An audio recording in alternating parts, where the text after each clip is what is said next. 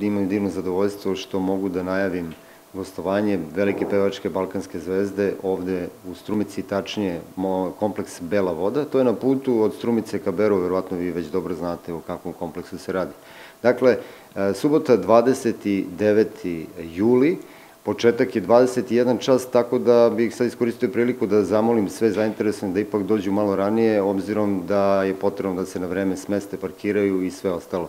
Pa reći o ljudima koji su domaćini i radi se izuzetno kvalitetnoj ekipi ljudi koja sa mnom radi organizaciju ovog koncerta i iskoristit ću priliku da najavim nešto što je spektakularno, nešto što do sada publika u Makedoniji nije videla. U pitanju je i audio i video identitet i specijalno za tu priliku naravno dobili smo Radu Manojlović da malo osvežimo teren i uopšte celu priču, pošto i dobro znamo da Radu opšte populacija ovde zaista voli i gotivi. Ono što bih naravno sad hteo da istaknem je, svuda pitaju kolika je cena karata. Cena karata je zaista simbolična, 300 dinara je cena karata i po glavi stanovnika i mislim da je to nekako zaista prikladno obzirom na celu situaciju koja je u regionu kompletno prisutna. Što se tiče muzičkog programa, možete očekivati ono što se zove najbolje od Rade Manojlović, ona je sad sazrela jednu veliku pevačku zvezdu.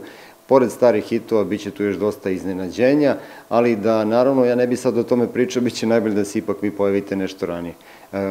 Kompleks Bela voda je jedno izuzetno mesto gde postoji jedna uređena struktura u smislu ugostiteljske usluge, a samim tim je mogućnost da, ukoliko dođete ranije, tamo možete i da večerate i već, naravno, zauzmete neku svoju poziciju u VIP prostoru koji je obezbeđen za ljude koji hoće iz sedećih pozicija da posmatraju celovečernji koncert. Koncert će trajati minimalno nekih 3 sata, tako da će biti zaista prava zabava za sve nas koji se tamo okupimo.